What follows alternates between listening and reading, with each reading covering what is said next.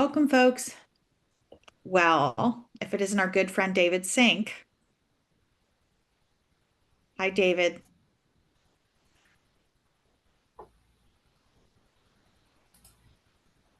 Welcome, everyone else. And Doug Silver, two people who I was going to name drop.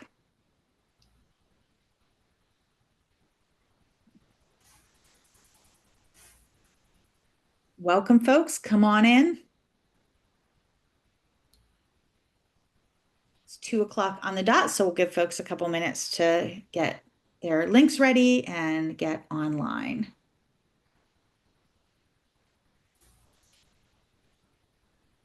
Welcome, everyone. We're winding down the summer.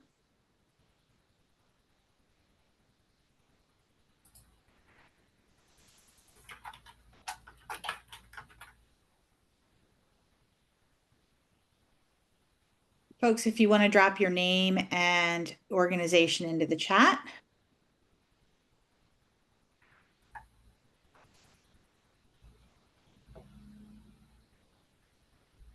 Welcome, everyone.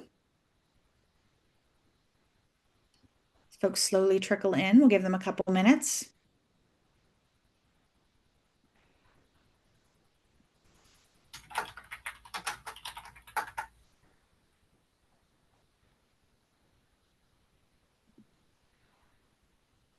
Nice to see everyone. I hope you're enjoying the final days of summer. All of the pumpkin spice items are now out in the stores.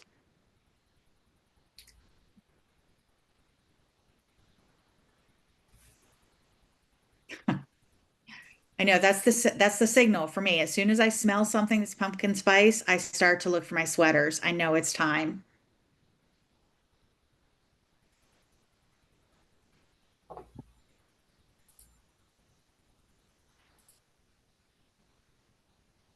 Yeah, definitely not cool enough for sweaters yet.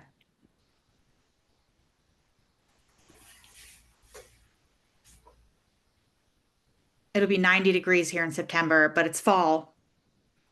So I'll be pulling out my cute sweaters and boots.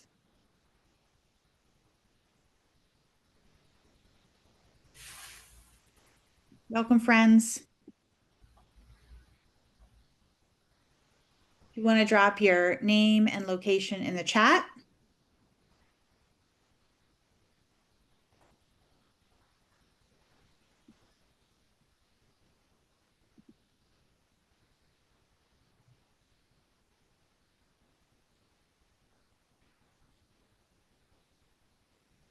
All right.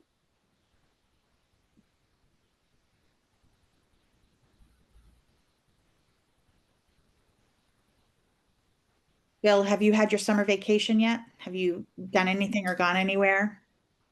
My summer vacation was moving a college student into Mhm. his first year and all that goes with that, grief and joy.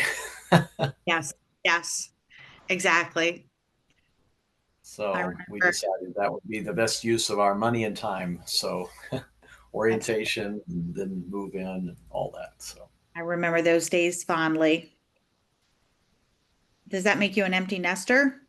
yes, Mm. empty nester. I'm borrowing a term from a friend who just went through it. He said, I call it the open nest because they come and go now. So we're seeing that as Yes, they do. Even once they get their own houses, they will still come to yours for food. uh-huh, uh-huh. All right, welcome, folks. We'll give it one more minute before we get started.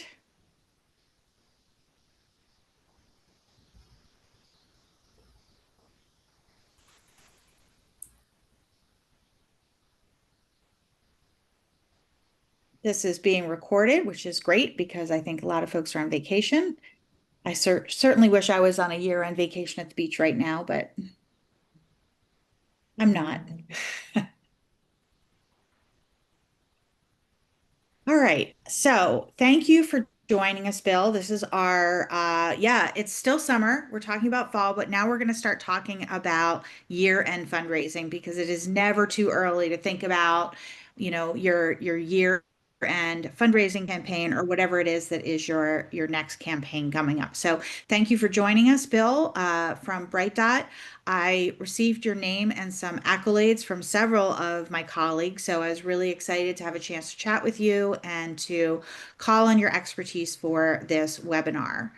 If we can go to the next slide. And some housekeeping for folks that have questions, if you can drop them into the Q&A as we go. Sometimes the chat does go by quickly, and so the Q&A will help us make sure we can keep track of those. And the good news is, as always, we are recording this, so you can go back and reference it later when you have questions about something that Bill said and you want to kind of hear it right from his own mouth. You can go back and look at the recording. And then we will be providing links at the end of the webinar as well. So with that, I'm going to turn it over to you, Bill, to go ahead and get started. Actually, Thank you before so much. let Yep. me just say one more thing. I think this is so important, especially this year, to talk about year-end fundraising. The fundraising landscape for nonprofits is getting really, really tight, and there's been a lot of cuts across the board, and so we're all really kind of struggling and trying to figure out where we're going to get our next dollar from. And I'm sure all of us have done year-end fundraising campaigns in the past, but especially in an environment like this, it's really important that we tighten up our campaigns and that we're bringing to bear, the best we can to it. And so that's why I'm super excited to have you here to talk about fundraising sort of in general, and then, a year-end fundraising campaign specifically.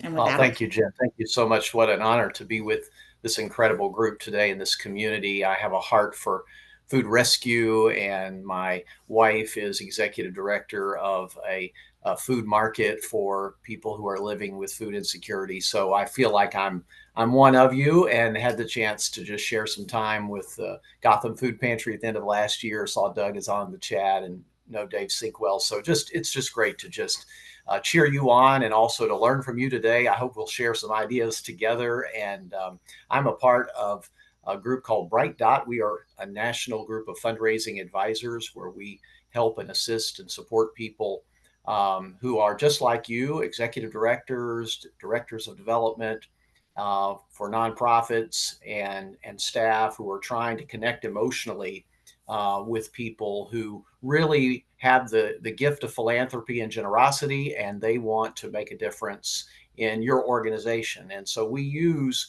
emotional intelligence to really treat donors as if they really matter. It's a concept we call mattership, and we'll talk about that a little bit later on.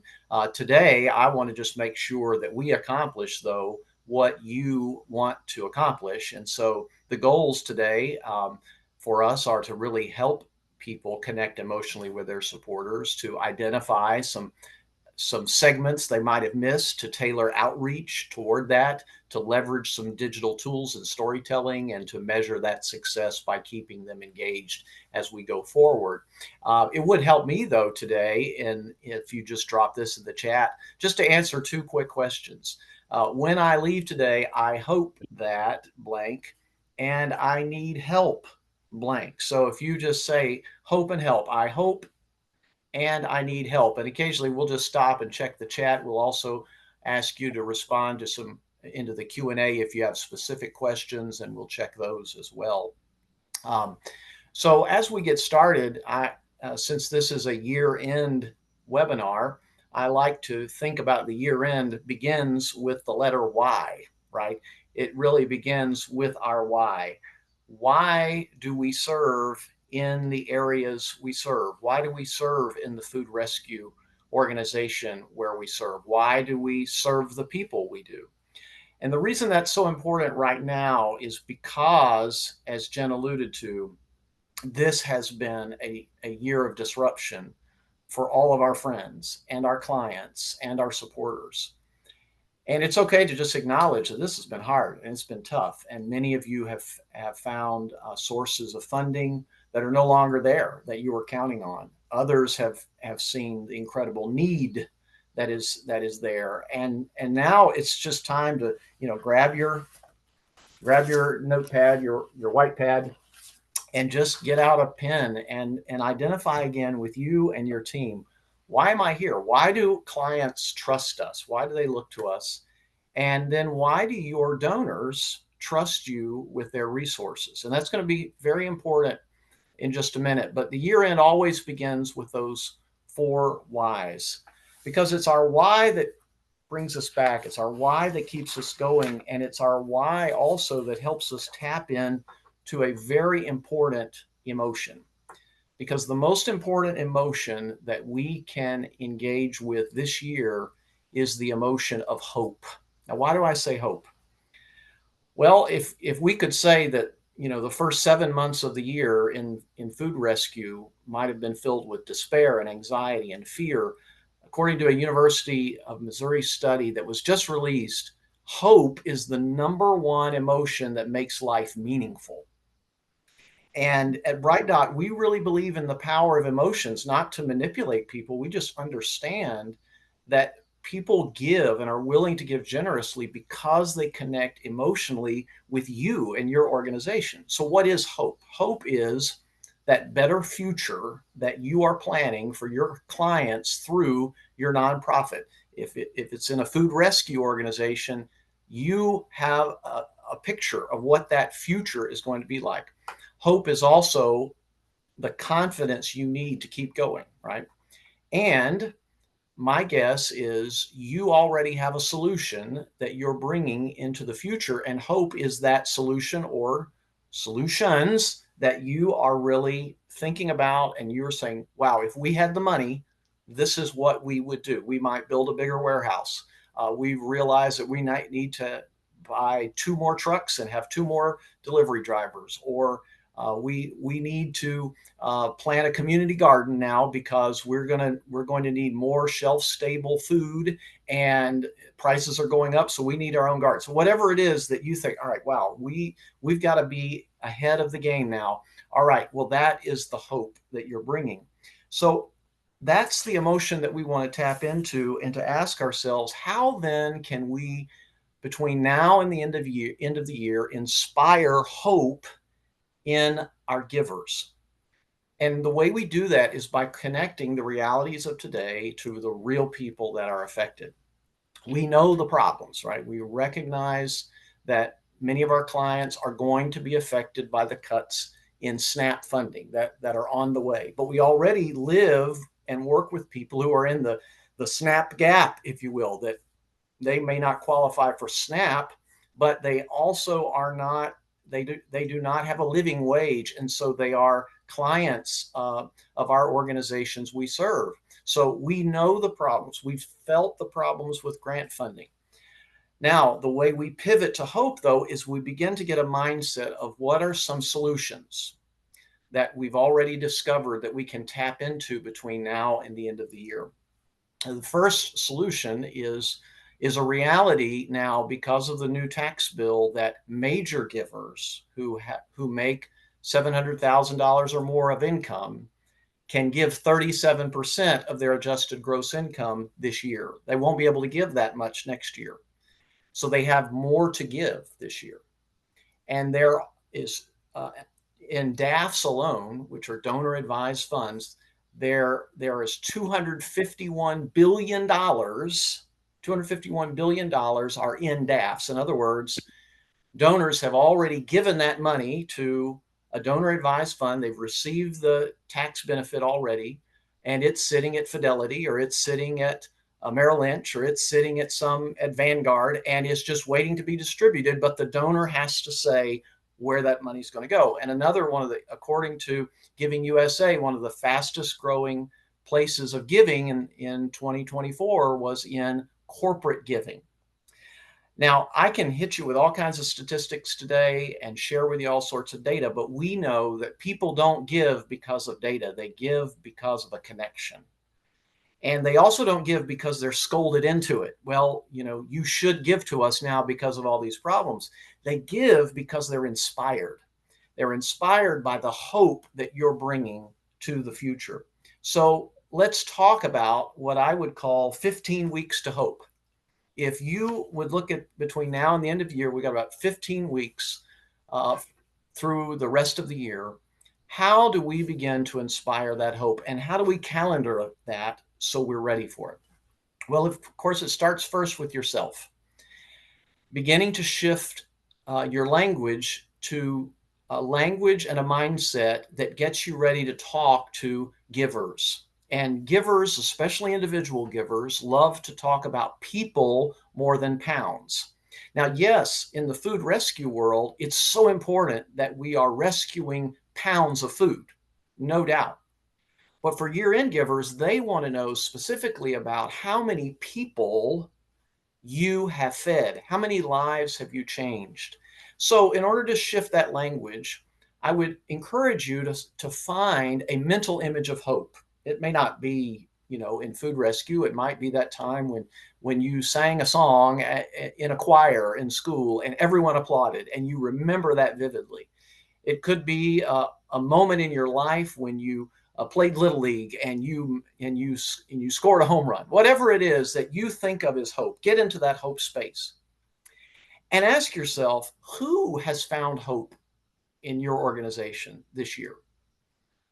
What is the solution that you and your team are planning? Is it that new van you're going to buy, the new staff that you need? Is it that warehouse or community garden? And then how can I connect major givers, people with the most to give in the toward the end of the year, to these people and solutions? How can I make that connection? And over this next 15 weeks, don't miss this, how can we have fun doing it? What will help your team enjoy the process? Because boy, we've had enough negativity. We know the feeling, the burdens we're carrying, but how can we lighten the load with some fun? So that means what gets scheduled gets done. Schedule those hope filled activities. Make sure that in your hope space, you've got it blocked off at least for 2 hours a week, where all you're working on is thanking your team, thanking your volunteers, thanking your donors. That could be everything from what if you have a team where you're all in person, where you're walking around and giving shout outs. It could be scheduling time to go out and to participate in food distributions. It could just be taking someone to lunch and thanking them for all that they've done and sharing with them in real tangible ways that they matter.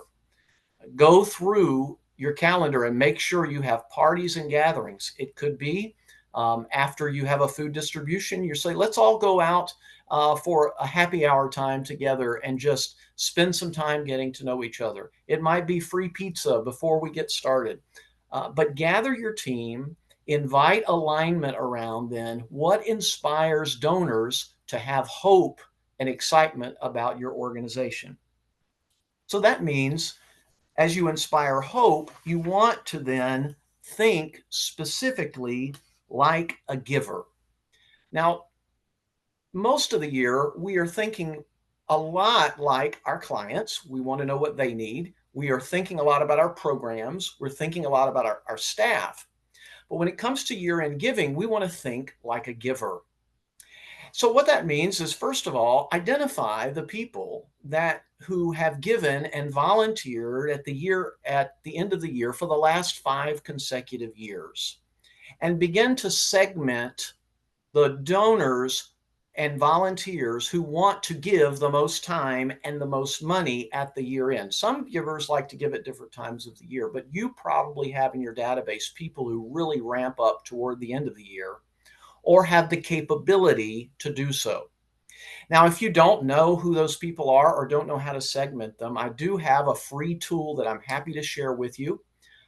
We call it our fundraising support report card through Bright Dot. I've included the QR code here on the slide deck. And you can just simply go to that link, fill out that form, and we will work with you and provide that to you for free. It's a free fundraising report card, and it'll help you segment out those givers so you will know really the ones to focus on. And begin to ask yourself, why do these people give the most time and treasure between November and December? Because these people are motivated not by long letters that you send out and long emails and long white papers. All those are important, especially for your board to have. But these people are primarily motivated by videos. They love bullet point presentations, simple formulas like this. We can feed this many people for this amount of money through this initiative. So if we were able to start a community garden, how many people could we feed and how much would that cost? Simple, direct, especially if you can answer this question. How many children can you feed with $1,000? How many families can be helped with $5,000? See how personal that is? Doing the work of calculations, you might have to bring in your finance director to help you sort of make sure you've included all your program costs and staff costs in that calculation. But then begin to bucket those costs around why the donor gives, how much will it cost? And you might have maybe 2 or 3 very tangible initiatives that you can focus on at the year end. And that's really going to drive what you're asking for at the year end. Calculate that total cost to deliver hope and what you need by December 31st. Notice thinking like a giver does not begin with this question. It does not begin with who can give us a matching gift. Now, that's thinking like an organization, right? We want to know who's capable of giving. Now, matching gifts are important, and we'll talk about that in a minute. But the first question we want to ask is, why are people excited, and what would really inspire them? And I would encourage you to recruit about 10 what I call stars. My friend Bill Crouch, who is the president of Bright Dot, talks about how important it is for us to have all stars who can help us make calls, help us ask others, and help share the word with peers. Oftentimes, the people who volunteer their time make great all stars. And as they get more involved, they will become more willing to give. A great group of all stars is oftentimes younger people who volunteer in your organization. And I'll give you an example of that. I work with a nonprofit who builds houses in Central America. And I've been working and coaching with their what the executive director calls their junior board. Well, this is a group of about 10 high schoolers who love to go on trips to build homes in Central America. Now, they personally don't have a lot of money, but their parents and especially their grandparents typically are willing to give to whatever their grandchildren will give to. So appoint a junior board of young adults and high schoolers who are also a part of your organization and begin to think like them. Let me just pause for a moment and check the Q&A. And Jen, maybe you have your finger on that, and we can just see if we have any initial questions. I'll stop sharing my slides there. There's no questions so far. Usually we do them at the end, so I probably have everybody really well trained to wait. But if anybody has any questions, you can drop them in. I know I'm madly slacking our advancement team with little nuggets of information. They're probably wondering why I'm suddenly sending them all these messages. But yeah, does anybody have any questions right now they want to drop?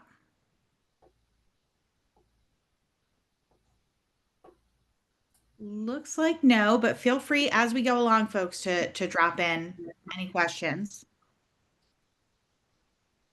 Awesome. All right. Well, I'm going to go back to sharing then. Um, Oh, it muted you.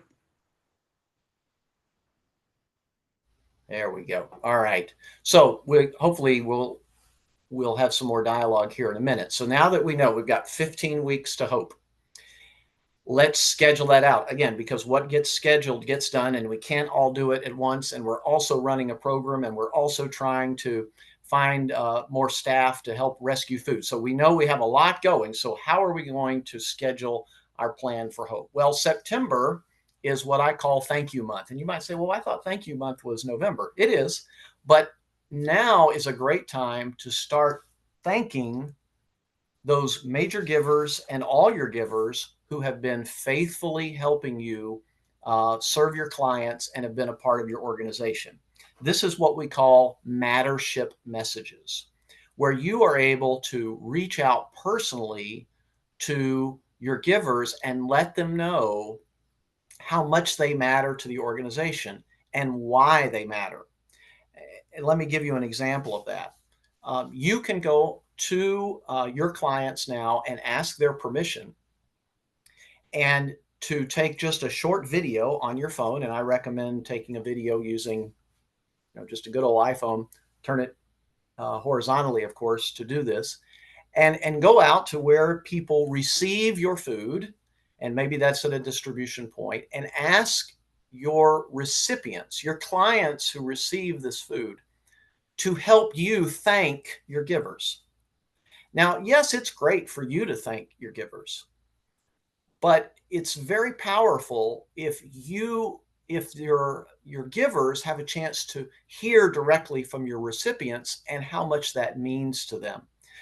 And I'll just kind of give you an example of that from our good friends in New York at Gotham Food Pantry, of just what kind of video this is like. It's short, it's 1 minute, and I'll just share it with you right now, assuming we can make all this work.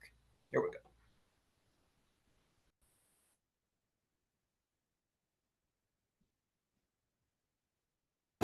Good. Hi, my name is Mary Peters, and I'm a part of the Tenant Association here at Carlton Avenue. And I'd like to thank all the people involved with us getting this food. You see, as you can see, the people are here, and they'll be here for next 3 hours or more. And we help other people besides these people that live in this building. Anyone that needs help, we help. Anyone that wants food, we help them with it.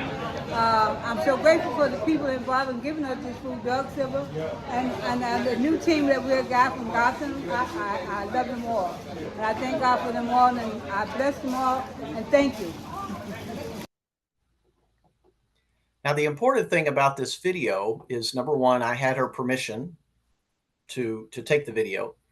And then it's posted on a private screen, a private part of YouTube, so it's not out publicly. That video, though, lived on my phone, so I didn't even have to post it online. I kept it on my phone, and I could give that video then and text it directly to a donor that I knew had supported that particular food rescue organization. And of course, I gave that video to Doug so he could share that out specifically with someone who had a heart for this particular distribution site. Why would you do that? Because you're customizing the thank you for them. This is not something you're going to blast out on Giving Tuesday. This is something that's going to be very personal, that you directly target that top 5, 10, 15%, the people that you know need to be thanked, and begin to thank them in this way. You're not asking, you're just thanking.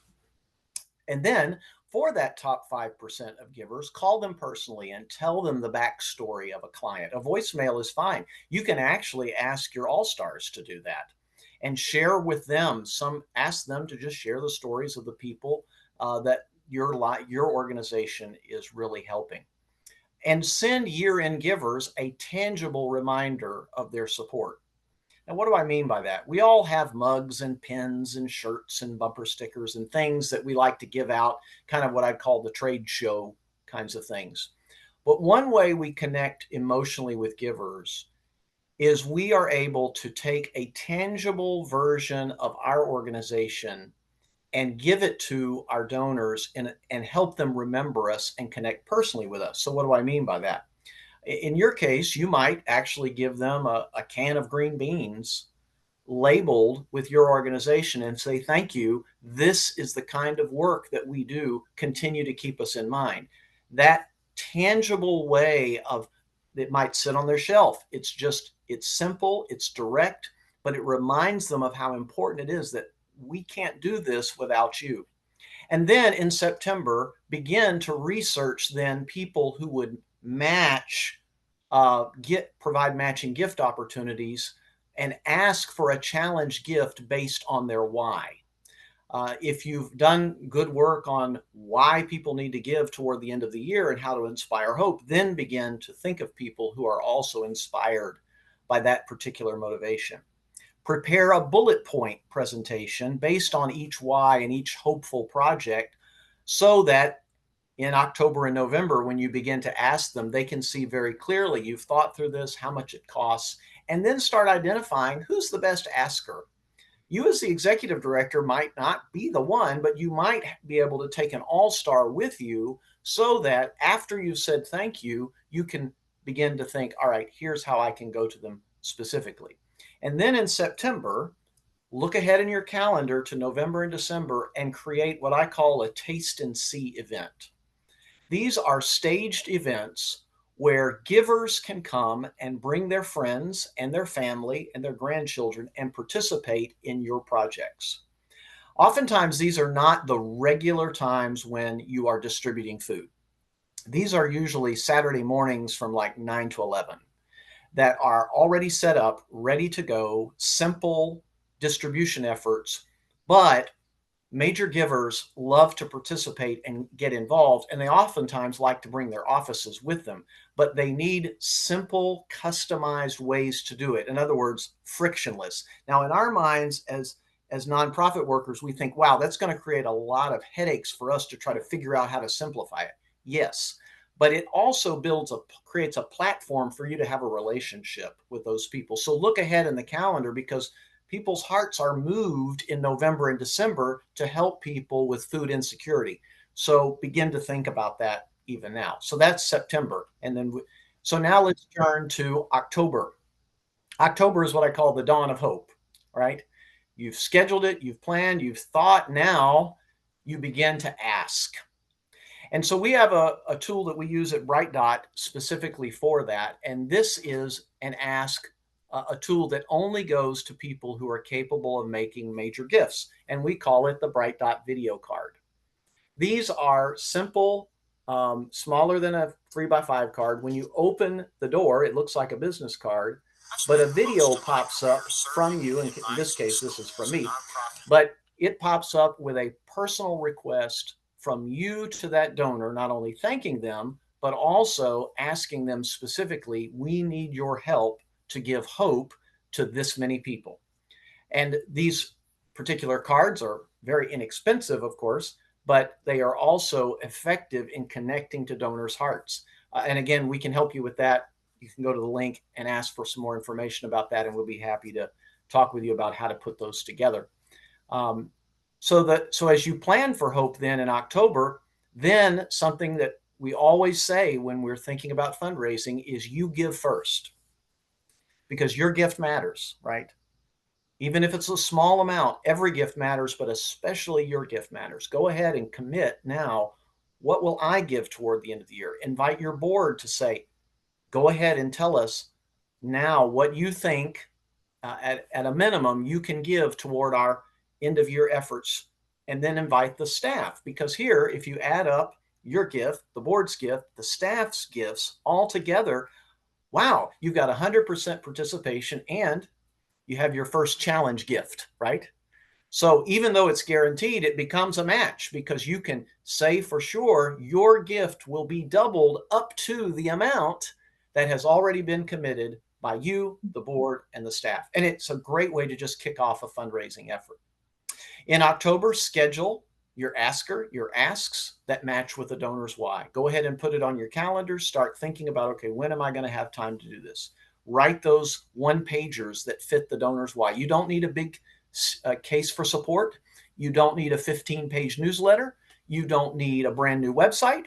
You just need one page with a nice picture, bullet points. Here's how much it costs. And then sit down with your staff and role play. Have one person be the recipient, or one person be the donor, the other person be the asker, and have some fun with it. Send those videos that you produced on YouTube or that you produced with your phone. Send them out to board members. Ask them, please don't share it on social media. Share it personally with friends that you think would love to hear more about our organization. And as they say, yes, I'd love to hear more about that, then have them get back in touch with you and make sure that they are included in that taste and see event in November and December. So in November, you're going to start having conversations. Askers will start asking. You'll launch your Giving Tuesday with a deadline and of course, the matching grant you found. You'll tell stories on social media of the impact. Now you begin to tell the stories that you can share publicly on social media. You may have a client that is willing to appear on social media. Be sure to get their permission if you do that, but you can tell the stories of impact and your plans for hope. Ask your junior board then to call their parents, their grandparents, their friends, anybody who can share. And make sure in November, when you send out your email request to include a personal video from your CEO or executive director. Why is that? Because videos get watched.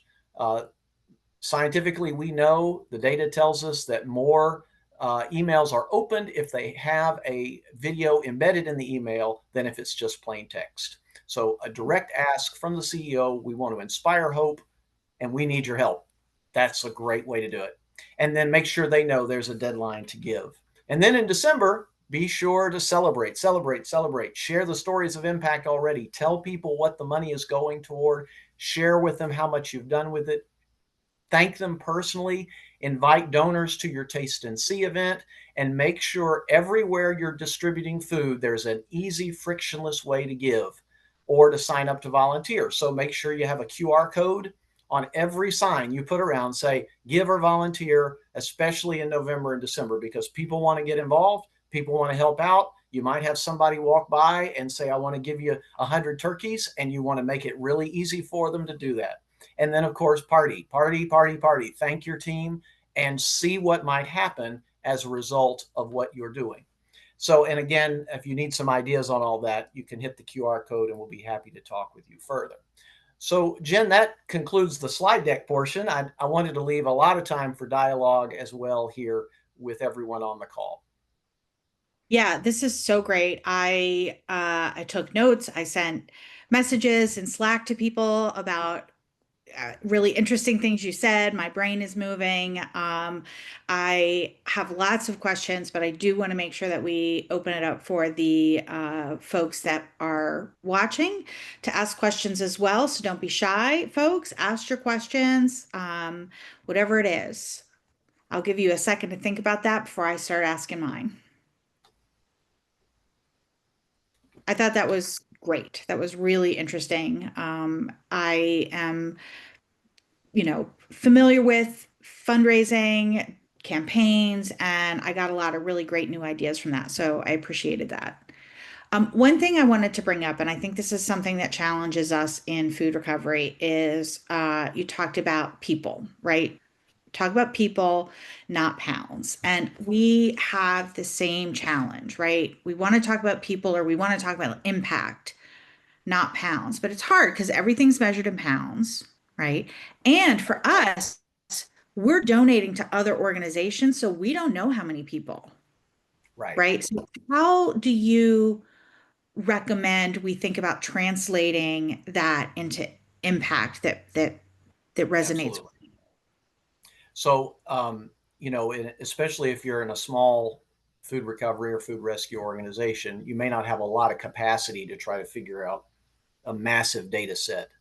So what I would do is since you're partnering with other organizations that are distributing the food, I would pick one or two of your best partners and sit down with the CEO and say, I know how important it is for you to be able to communicate your work and the people you're serving.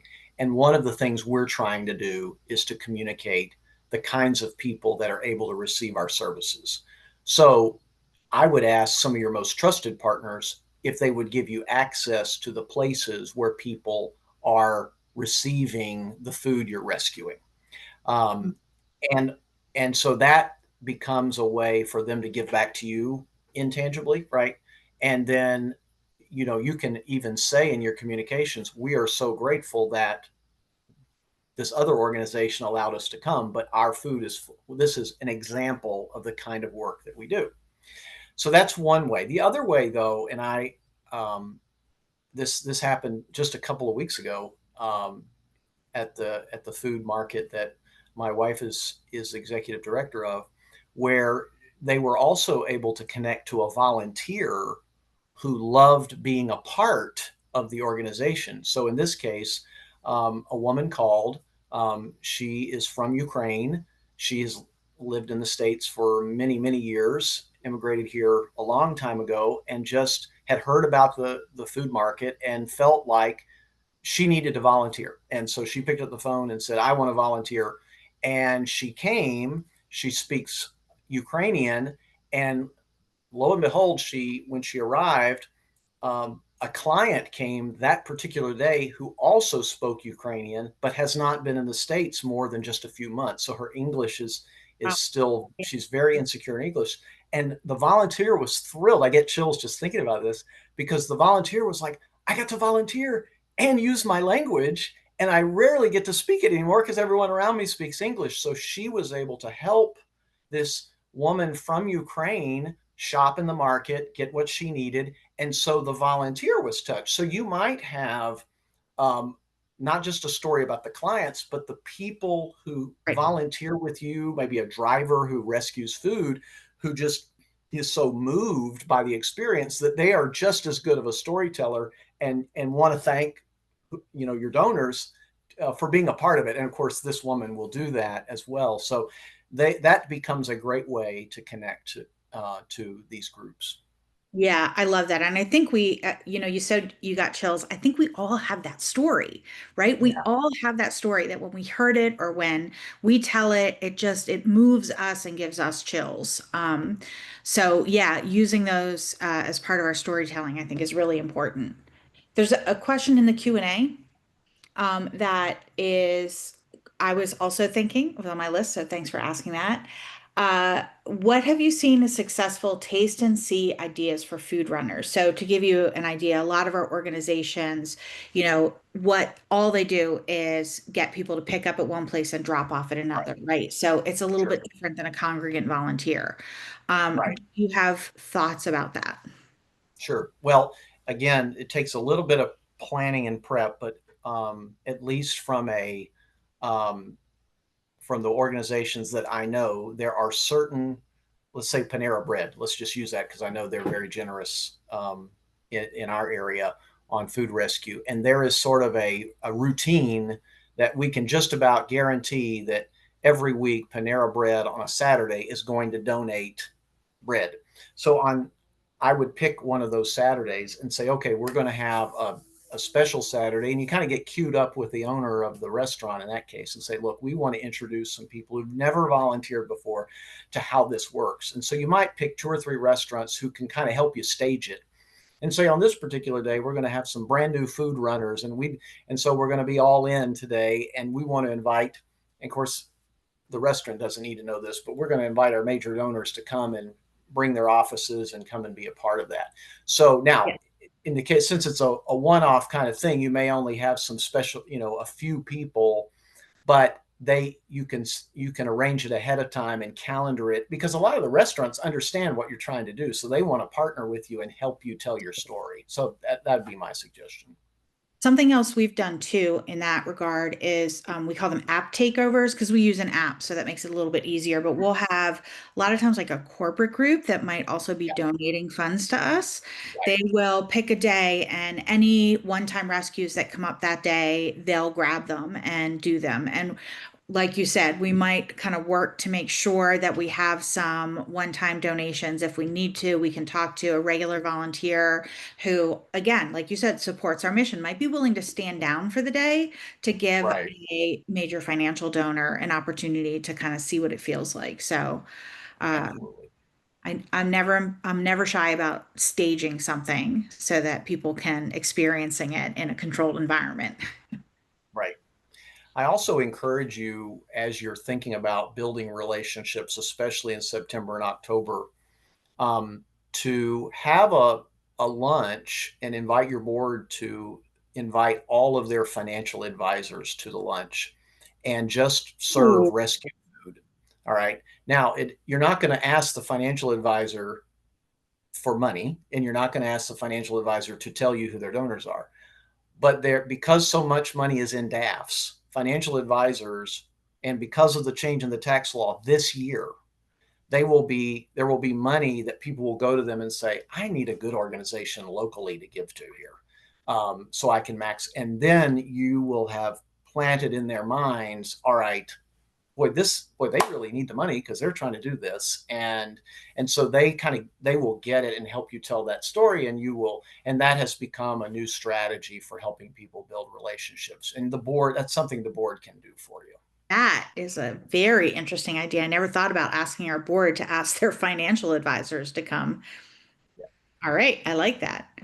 All right, folks, what other questions do you We have? had a good comment in the chat from Lisa, it looks like, about this is a great insight on how to calculate pounds provided divided by the people served. So everyone check the chat there. So that gives them some concrete numbers. Really Yeah. good. So I have another question for you as well. The sort of the interesting thing about food recovery, right, is it's a two for one, right? Not only are you making an impact on food security, but you're also making an impact on climate, right? So Mm, how do, because food in a landfill creates CO2 emissions, it's a sure. major contributor, right? It's like one of the top line items for pumping the brakes on climate change. Does it get to be too much to start talking about both things? Should you pick and choose what you're talking about? How, what are some best practices for talking about sometimes the complex relationship between Yeah, what we do and the impact it has?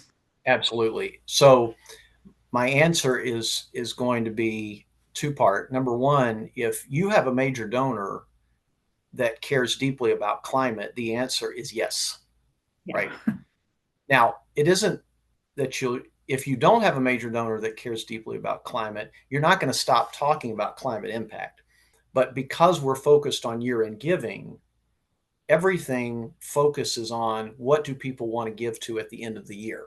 So you just sort of shift the emphasis. You might save, but then if they think about climate, then you've got to get, this is where your notepad comes in. Okay, if we were going to try to move the needle on climate right now, and bring hope to this issue in our area right now, what is something that we could ask for at the end of the year that would give people that tangible sense? Wow, with all the changes going on federally and all the other shifts that are happening at the EPA, boy, we did something about that.